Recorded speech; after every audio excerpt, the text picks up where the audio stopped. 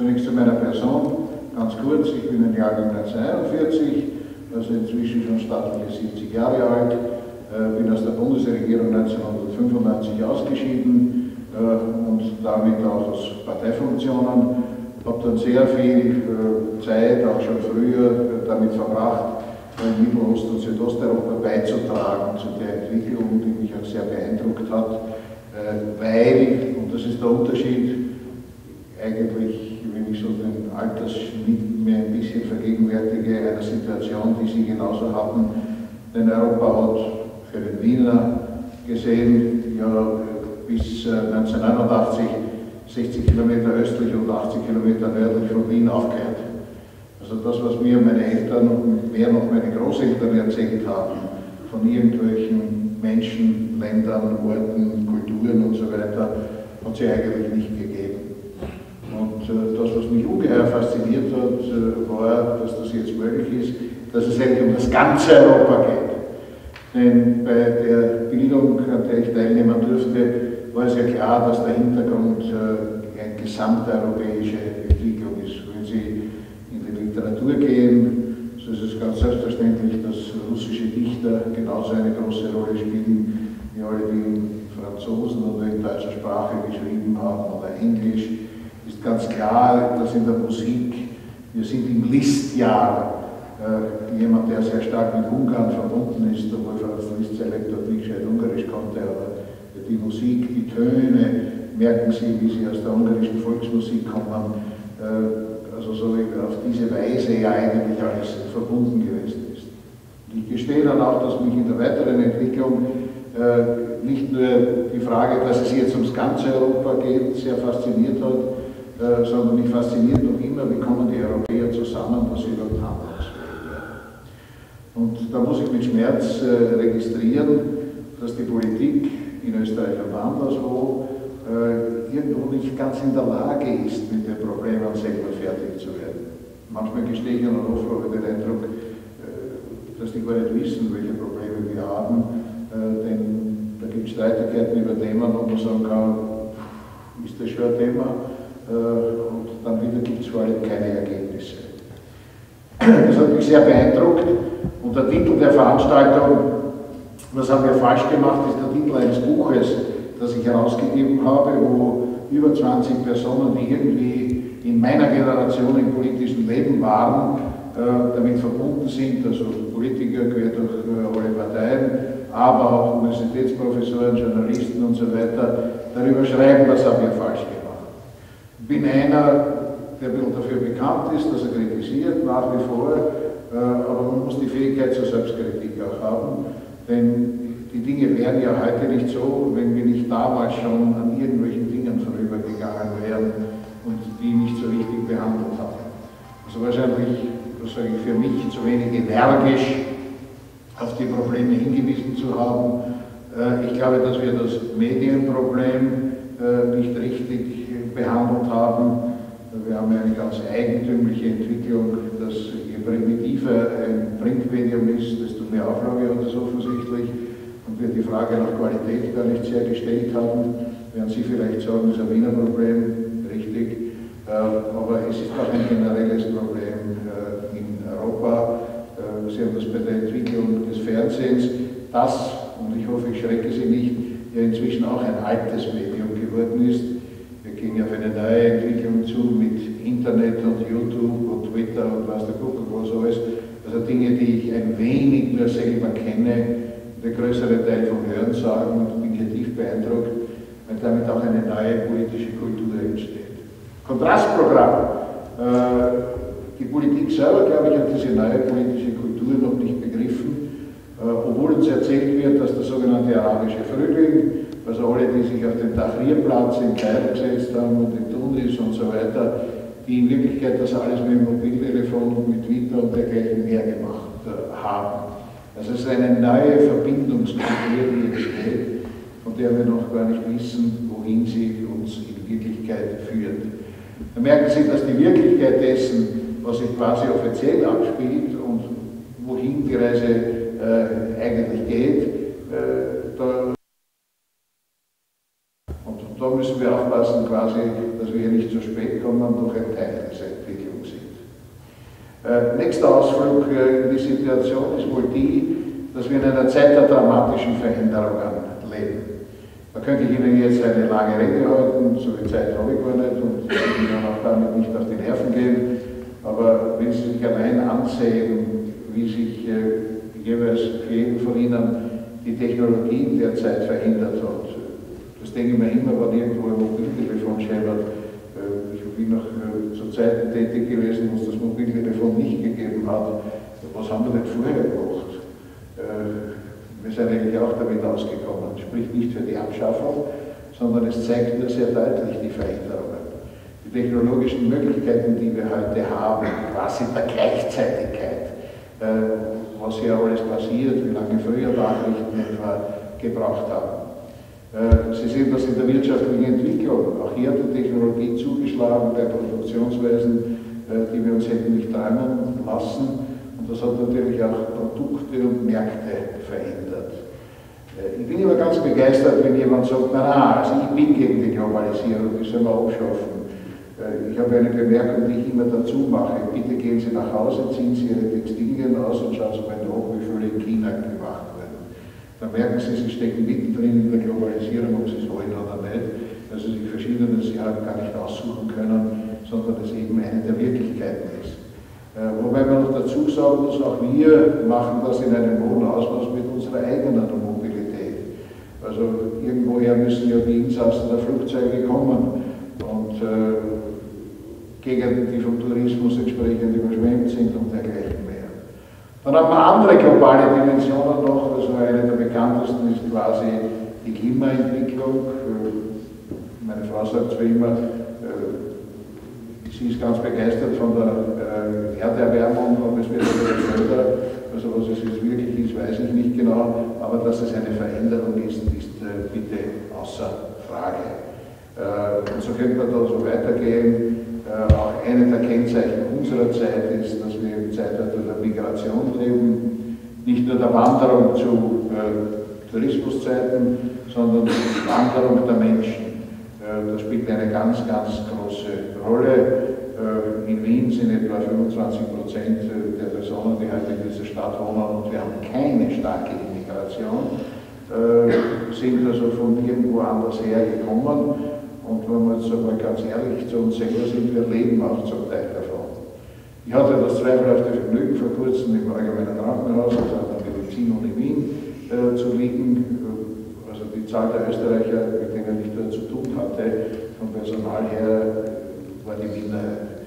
In Wahrheit leben wir davon, dass wir slowakische Krankenschwestern, kroatische, philippinische und so weiter haben. Und wenn es in den Bereich der Altenbetreuung geht, ist es also noch wirklich deutlicher. Wobei wir das alles nicht verkaufen haben. Wir leisten uns die Aggressionen gegen die zu uns kommen, und in Wahrheit hängen wir auf eine gewisse Weise sehr stark davon ab. Da können Sie noch einen Schritt weiter gehen. Alles das verlangt natürlich eine verbesserte Bildung, denn wir müssen ja wissen, wir müssen ja mit den Dingen selber umgehen können, und der Eindruck, den ich schmerzvollerweise habe, ist, dass die Bildungseinrichtungen und vor allem die Voraussetzungen der Bildung mit den Notwendigkeiten und Herausforderungen nicht so richtig mitwachsen. Wobei das ja auch eine ganz normale Entwicklung ist.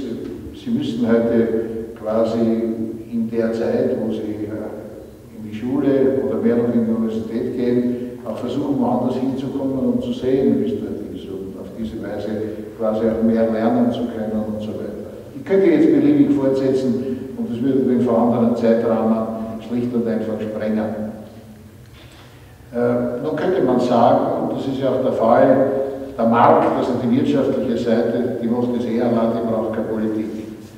Das stimmt, das hat aber entsetzliche Folgen, weil es, und das ist ja die Aufgabe der Politik, jetzt sehr primitiv gesagt, Ordnung in die Dinge zu bringen, weil diese Entwicklung, die also ohne Ordnung stattfindet, alle die Probleme erzeugt hat, die Sie täglich in den Medien lesen können.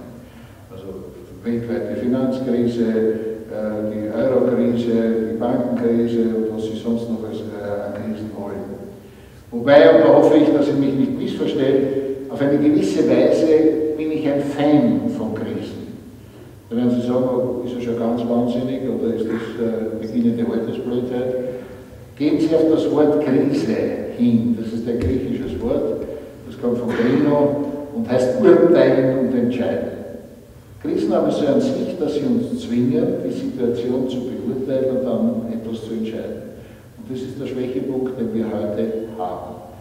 Natürlich sind es ausufernde Systeme im wirtschaftlichen oder insbesondere in den Finanzen, aber die Aufgabe der Politik ist es, hier Ordnung hineinzubringen, und das ist sie gegenwärtig ganz und gar nicht in der Lage. Das, was gegenwärtig geschieht in diesen Stunden, ist der XXX, der Gipfel, der irgendwie stattfindet. Ich glaube, man müsste es einmal zählen, vielleicht macht das einmal jemand, wie oft wir jetzt schon gehört haben, dass jetzt die Eurokrise bewältigt ist oder dass Griechenland gesichert ist. Also solche Endfertigungserklärungen sind laufend abgegeben worden. Ich verspreche Ihnen, wenn die also wiederkommt in den nächsten Tagen, das ist die Garantie dafür, dass es das nächste Gipfel gibt, wo irgendwas ist, weil wir gar nicht die entsprechenden Systeme haben, um dem überhaupt Herr zu werden. Was müsste da geschehen?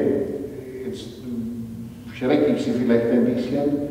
Wir würden, glaube ich, dringend ein stärkeres Europa brauchen, das in sich Entscheidungen trifft und Regeln trifft. Das ist bei den gegenwärtigen Voraussetzungen der europäischen Integration nicht drin. Warum? Weil jedes Land zunächst einmal auf sich schaut und irgendwelche Bedenken hat, irgendwas für sich sichern will, und da kommt kein gemeinsames Ergebnis zustande. Und warum müsste es eigentlich auch eine gemeinsame Position Europas geben? Weil wir eine noch dramatischere Veränderung haben, nämlich das, was ich zuerst schon Globalisierung genannt habe. Sie müssen zur Kenntnis nehmen, ob es uns passt oder nicht. Die Amerikaner werden Schritt um Schritt eine geringere Bedeutung haben, ganz deutlich. Die Europäer haben Schritt um Schritt eine geringere Bedeutung, weil sie gar nicht gemeinsam auftreten. Und es kommen natürlich auf der weltpolitischen Bühne die Chinesen, die Inder, die Südamerikaner, Brasilien und so weiter. Da gibt es ja auch die entsprechenden Untersuchungen. Das ist ein Ergebnis, dass wir einander ständig näher rücken. Die Welt ist kleiner geworden.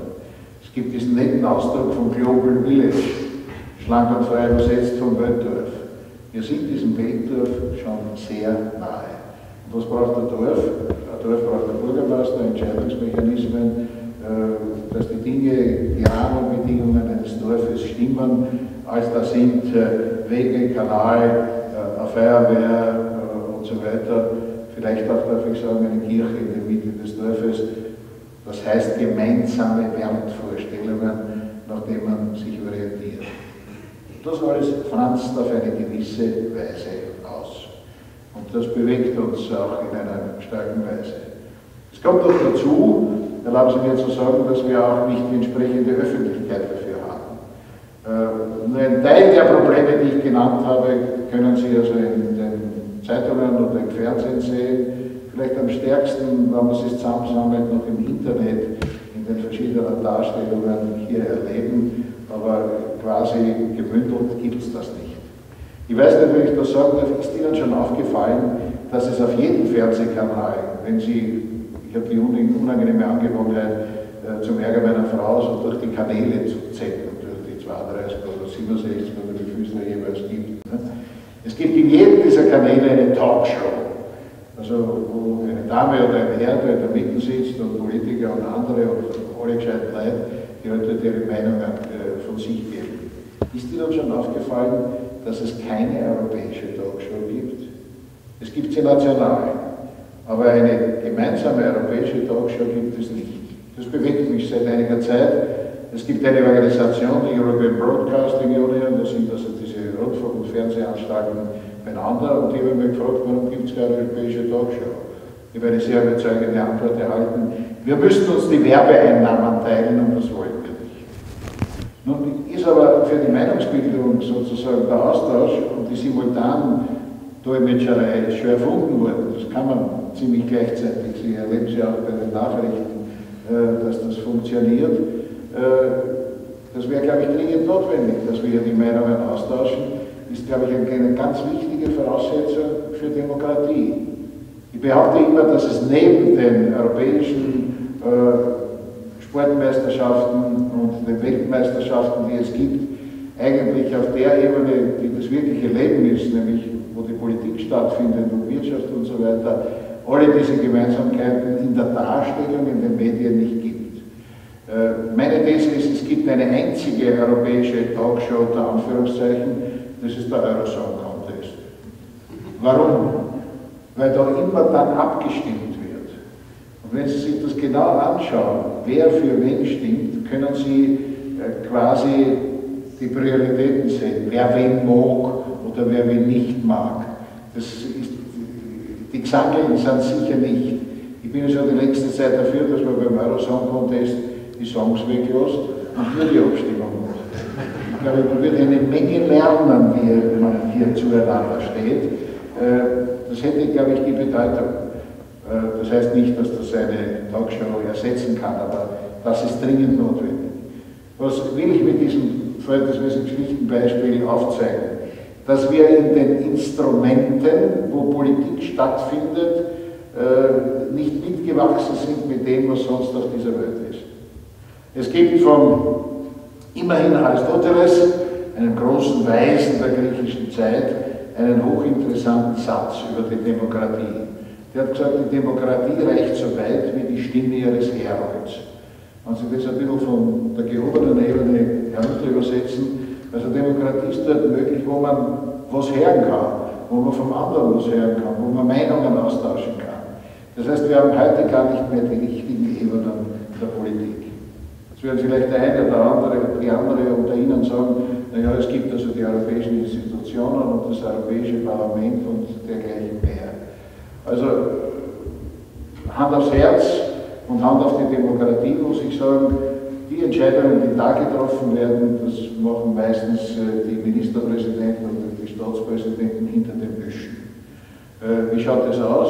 Naja, Sarkozy trifft Merkel, Merkel trifft Sarkozy, Sarkozy trifft Merkel.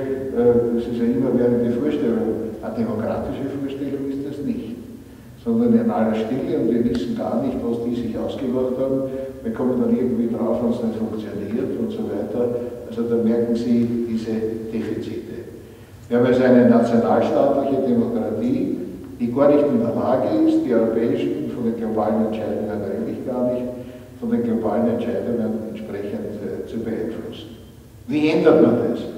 Damit komme ich schon in die Nähe dessen, was mich unter anderem auch herführt. Durch eine bessere Politik auf der nationalen Ebene. Ich sage Ihnen jetzt zum Schmerz, und ich sage das gar nicht gern, seitdem wir diese Initiative machen und ich da aufgetaucht bin in der Öffentlichkeit, geht es mir so, dass egal wo ich hinkomme, mich die Leute schon auf der Straße anfallen und sagen, ja, ist eine gute Idee, da muss man es geschehen, schrecklich die Politik von heute und dergleichen mehr. Und ich freue mich nicht darüber. Und ich mache das ganz sicher nicht darum, dass ich dringend wieder zurück in die Politik möchte oder sonst irgendetwas, sondern mir geht es einfach um die Zukunftssicherung für Kinder und Kindeskinder, dass es auf die richtige Weise hier geschieht. Ich glaube, dass die Politik, und nicht nur in Österreich, das ist keine Nestbeschmutzung, irgendwo den Bezug zur Wirklichkeit verloren hat und einfach nicht die richtigen Themen anstrengt und auch nicht die richtige Kraft zur Entscheidung hat. Wieso?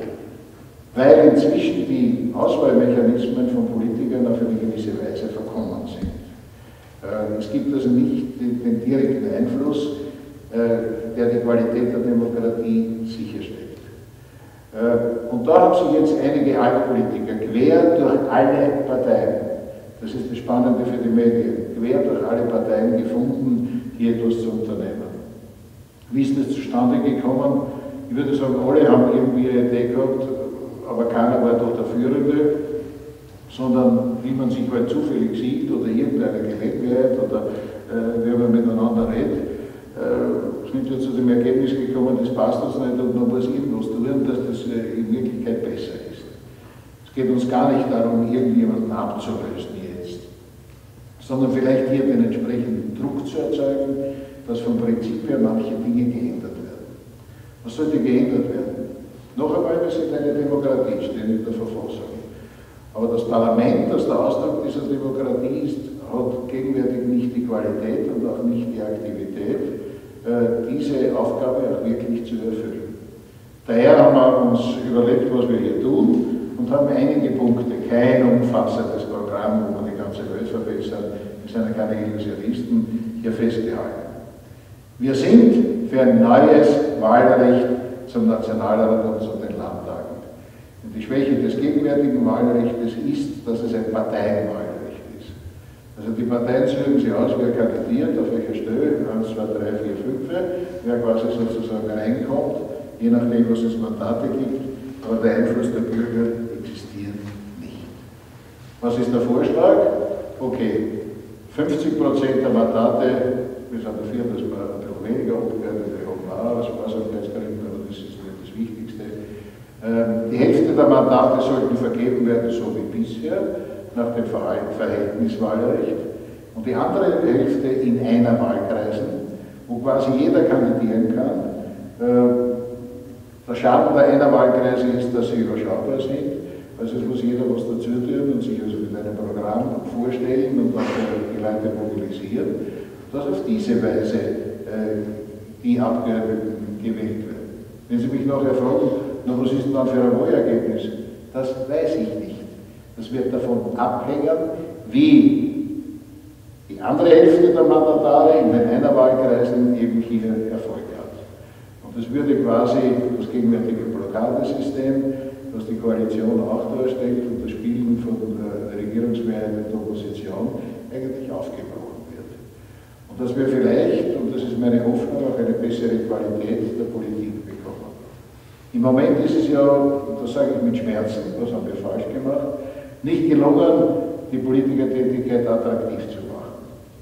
Ich habe das Vergnügen, so wie heute abends eigentlich sehr oft und in der Woche mindestens 2 oder 3 Mal zu Menschen zu reden, auch zu jungen Menschen. Ich werde erfreulicherweise eingeladen, aber nicht zu Parteijugendorganisationen, das hat in dem Sinn keinen Sinn, außerdem gibt es nicht mehr so viele, sondern zu allen möglichen Gruppen dann zu reden. Was ich immer mache, ist zu sagen, also wenn euch die Politik nicht passt, und das passt euch die Politik nicht, dann geht's bitte in die Politik.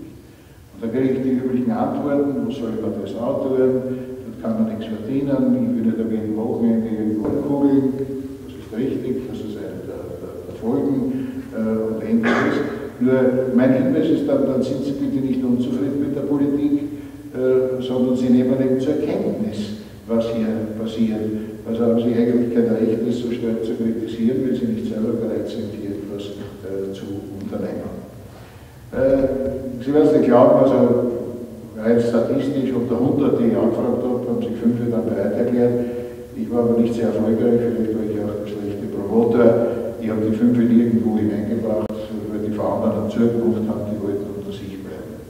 Dieses System mit den Einerwahlkreisen würde aufmachen und würde quasi neuen und anderen Talenten die Gelegenheit geben, in die Politik selber hineinzukommen.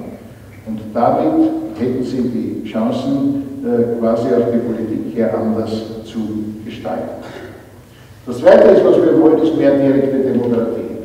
Im Moment können Sie ja Volksbegehren machen, was Sie wollen, und Unterschriften sammeln, aber es gibt eigentlich kein Volksbegehren, das richtig umgesetzt wurde, weil es blockiert wird. Wir verlangen, dass ab 400.000 Unterstützungsunterschriften von Wahlberechtigten solche Volksbegehren dann einer Volksabstimmung vorgelegt werden müssen. Das schaut dann schon ein bisschen anders aus. Also das kommt dann nicht in das Begräbnis erster Klasse im Ausschuss, wo dann keiner mit darüber redet, sondern da wäre dann darüber zu entscheiden und dasselbe sollte auch auf den Ebenen der Bundesländer, zum Teil gibt es das ein bisschen besser, weil die Bundesländer als ein Bund zu tun.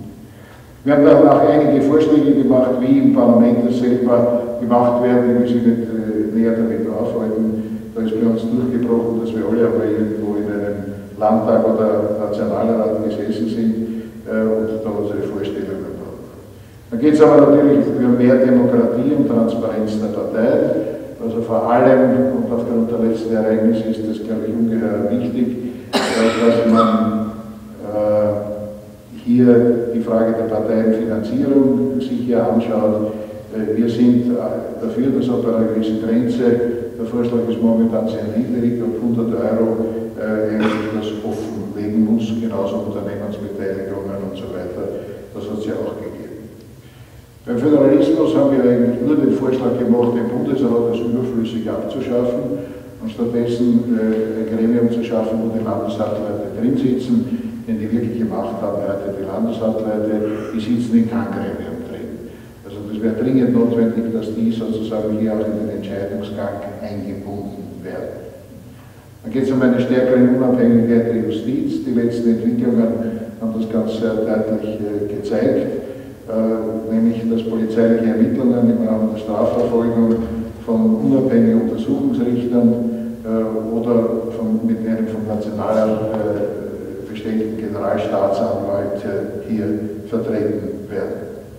Dann geht es um eine stärkere Unabhängigkeit der Medien, in dem Sinn, in dem ich das gesagt habe, und dann eine spezifische Gesetzgebung zur Eindämmung der Korruption, also Vergabe der öffentlichen Aufträge, Lobbyistentätigkeit. Da ist ein bisschen was unterwegs, das muss man positiv sagen, aber da erleben Sie in der Diskussion, dass das auch nicht sehr tiefschürfend ist, was hier gegenwärtig passiert. Ich möchte Sie schlicht und einfach einladen, das zu unterstützen. Wir haben bislang, wir sind relativ kurz da, die Grenze, die wir brauchen, um weiter in Richtung eines Volksbegehrens zu gehen, sind 8.000 Unterschriften. Wir haben gegenwärtig 14.000, Stand von vor 2 Tagen. Wenn es mehr sind, freut es uns. In dem Sinn sind wir also da schon hier richtig unterwegs. Sie können das finden unter www.meinöoe.at. Also mein Österreich.at. Ich glaube, relativ leicht zu merken. Aber mir geht es, und das möchte ich zum Schluss sagen, eigentlich nicht um die Werbung für dieses Volksbegehren oder dass die Gruppe, die das betreibt, an Abgeordneten quer durch alle Parteien irgendwo berühmter wird. Wir haben das schon alles hinter uns. Aber wir haben das Gefühl, was haben wir falsch gemacht, ich wiederhole das, dass man hier offensichtlich ein bisschen eine Dynamik hineinbringen muss, dass sich schlicht und einfach hier in der österreichischen Demokratie mehr tut. Ich habe in einer Richtung ein gewisses Bauchweh, quasi, wenn das Gefühl der Bürgerinnen und Bürger weitergeht, da geht eigentlich nichts weiter oder so irgendwas, dann könnte es auch sein, dass irgendjemand wieder aufsteht und sagt, wir brauchen eigentlich dringend wieder einen starken Mann oder ähnliches. Bei Unübersichtlichkeit, und das haben wir gegenwärtig, also wenn es ein bisschen chaotisch wird, sind diese Sehnsüchte immer stark. Als einer, der im Krieg geboren ist und mit den Nachwirkungen noch konfrontiert war in einer solchen Zeit, bin ich alles andere als begeistert, und das ist ein Grund, warum ich mich dafür engagiere. Und ich bin Ihnen sehr dankbar, dass Sie die Geduld aufgebracht haben, mir hier zuzuhören, wobei ich gerne Ihnen jetzt zum Gespräch zur Verfügung stehe und auch für Anregungen dankbar bin. Wir sind eine Initiative, die sehr offen ist und versucht, also hier einiges hereinzubringen. Wir haben gestern in einem Abendgespräch beschlossen, das Gespräch mit allen diesen Initiativen, die es hier schon reichlich gibt, zu suchen, nicht um sie zu vereinnahmen, im Gegenteil, aber zu sehen, wo sind Schnittstellen, wo kann man was gemeinsam machen. Denn wir halten es für die Qualität der Demokratie von ganz entscheidender Bedeutung. Demokratie zu verlieren, das sollten wir, glaube ich, vermeiden. Und da hat der Churchill recht gehabt, dass die Demokratie eine der schlechtesten Staatsformen ist, die es gibt, aber er kenne keine bessere. Das würde ich sagen, im Sinne des Gefühls für Freiheit und für Recht und so weiter, so wie es in den Grund- und Freiheitsrechten drinnen steht, ist sie die beste Voraussetzung. Herzlichen Dank.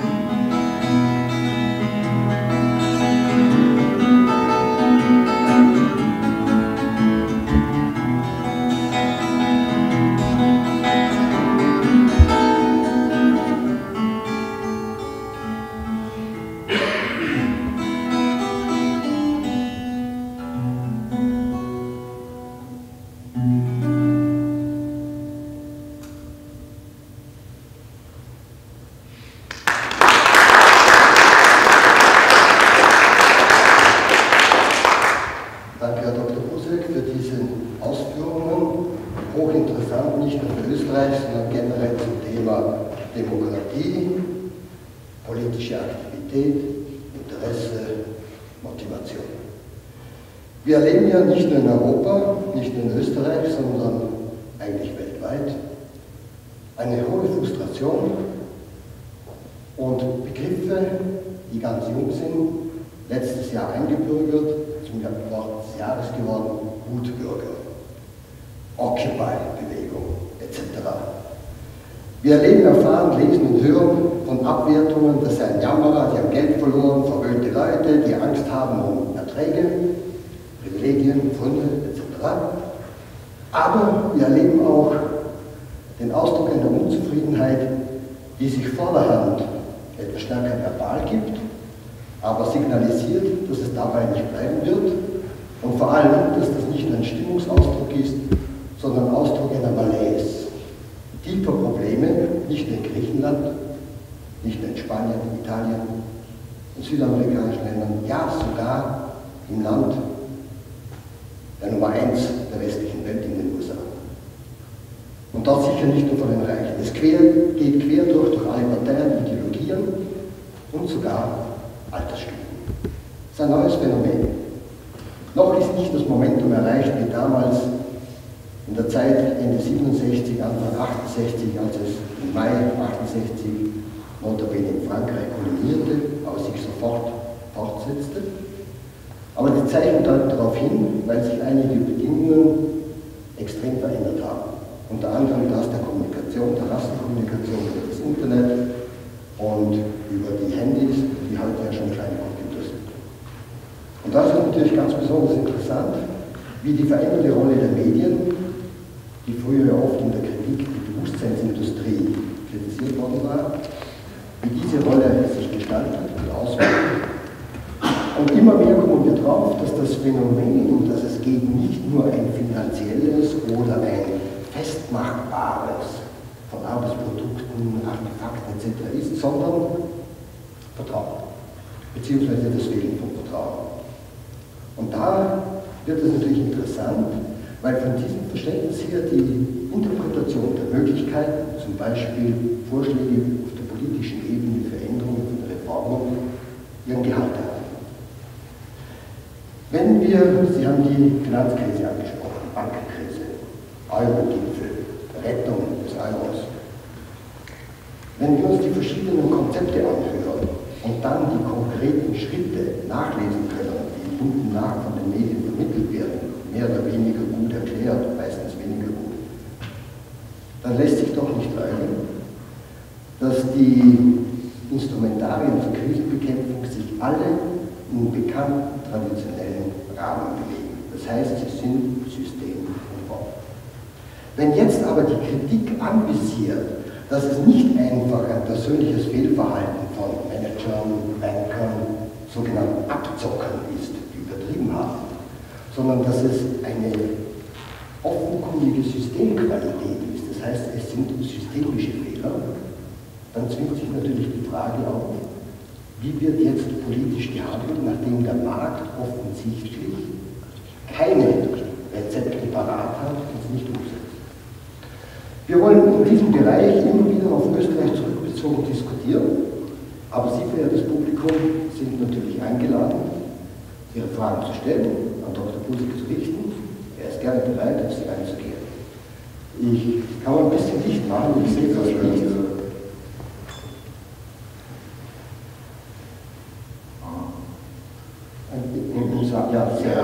Ja, hinten, bitte.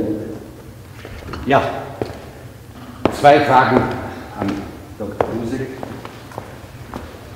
Sie waren Verfechter für die Europäische Union der ersten Stunde, haben das sehr befürwortet. Mir hat es damals auch gefallen. Die Frage lautet jetzt nur, sind Sie heute noch genauso dieser Meinung, weil mir selber gefällt es heute nicht mehr so gut. Die zweite Frage, Henry Kissinger hat anlässlich seines Geburtstags auf die Frage eines europäischen Journalisten geantwortet, also auf die Frage, was er von der Europäischen Union hält. Dann hat Kissinger gesagt, der Struktur nach gefällt es mir, aber es fehlen Köpfe. Vor allem aber fehlt der Kopf. Jetzt ist die Frage an Sie, fehlen Köpfe in der EU oder fehlt überhaupt ein Kopf, der etwas ändern könnte? Danke. Ja, danke für die Frage. Also ich bin auch ein Befürworter der europäischen Integration. Ich habe das in einigen Sätzen auch gesagt. Ich meine, die Wirklichkeit unserer Welt ist so, da zitiere ich einen Philosophen, Peter Sloterdijk, hat gesagt, na, was ist Europa schon? Nichts anderes als der Wurmfortsatz des asiatischen Kontinents. Also wenn Sie sich auf Globus das anschauen, so groß ist die ganze Sache nicht. Sie ist gigantisch in der kulturellen, historischen Leistung, die Europa verbracht hat, mit manchmal guten Mitteln, manchmal fraglichen, wenn Sie an die Kolonien denken, die uns eine Reihe von Problemen hinten noch da beschert haben. Also alle Kriege, die wir gegenwärtig haben, gehen auf Situationen zurück, die der Kolonialismus produziert hat. Also der Grundgedanke ist völlig richtig. Die Schwierigkeit liegt in der Durchführung. Das hat Kiesinger auch damit gemeint. Also ich persönlich sage Ihnen ganz offen, das schafft ein österreichisches Parlament und Regierung überhaupt nicht ab. Ich wäre wirklich für eine europäische Regierung und ein europäisches Parlament, das wirklich direkt gewählt wird. Ich weiß nicht, ob es Ihnen aufgefallen ist, bei der letzten Europawahl, Sie wählen ja immer noch die nationalen Parteien für das Europaparlament. Es gibt keine europäische Partei. Und Sie wählen eine Liste SPÖ und ÖVP und FPÖ, die Grünen sind die einzigen, die es wenigstens ein bisschen in diese Richtung probiert haben, muss man ganz positiv sagen. Da fängt schon beim Parlament an. Und es müsste sozusagen in dem Sinn Zuständigkeiten geben. Die 27 werden nie zusammenkommen. Sondern auch jetzt ist die Frage, Sie konnten das heute in einigen Zeitungen lesen, ja, Mehrheitsabstimmungen. Ja, Mehrheitsabstimmungen gehören zu einer Demokratie dazu. Es versuchen die nationalen Regierungen immer noch ihre egoistischen Interessen quasi hier durchzubringen und zahlen, auch diese Länder zahlen dann letztlich die Rechnung dafür. Es wird hier nicht die ganze Wahrheit gesagt. Natürlich verstehe ich die Deutschen, die einen Großteil dieser Griechenland-Rettung zahlen müssen, sozusagen, dass sie keine Freude haben damit. Was aber kaum steht, dass die Deutsche Bank der größte Gläubiger Griechenlands ist. Also die haben vor Jahren eine Menge Geld gegeben. Und was niemand berichtet ist, dass die Deutschen bei der ersten Tranche dieser Hilfe gesagt haben, jetzt müsst ihr U-Boote von uns kaufen. Ja? Und das Geld ist gleich geben. Das sind so diese Gegengeschäfte, die hier schlicht und einfach passieren und die ausgeschaltet gehören durch eine europäische Ebene, die auch entsprechend hier kontrolliert wird. Ich meine, das sind alles liebe Leute, der Herr Barroso und die Baroness Ashton, aber das ist nicht das Format und das geht auf die Kiesinger-Feststellung ein, dass in der Lage ist, die Dinge selber zu bewältigen. Ja, was haben Sie gemacht, die Regierungschefs? Sie haben sich niemanden gesucht, der stark ist, sondern Sie haben die alle gesucht, welche die schwächer sind als Sie selber. Das ist sozusagen das Anforderungsprofil hier gewesen und dafür zahlen wir alle die Rechnung. Es zahlen auch die Regierungschefs die Rechnung dafür, weil sie offensichtlich ja niemand haben, der hier weiter tut. Also in aller Sympathie für die Frau Merkel, ich habe eine mittlere Sympathie für Sarkozy, aber es ist auch europäisch ein Fehler, dass die zwei glauben, sie besorgen die Sache. Ich empfehle Ihnen ein Gespräch mit Polen, die sagen, wir sind alle klar, wir tun gar nicht so schlecht im wirtschaftlichen Bereich jetzt gerade, ja, da sollten ja irgendwie alle mitreden. Ich verstehe auch die österreichische Regierung nicht, dass sie sich hier nicht zu Wort meldet. Wir sind da ein bisschen abgewöhnt. Ich zitiere mit Liebe ein schon sehr lange zurückliegendes Lied des Arik Bauer. Das österreichische Verhalten ist, wie es in dieser Linie steht, hinter meiner, vor meiner links, rechts gibt's nichts. Ne? Also wir haben versucht, uns irgendwo abzumelden.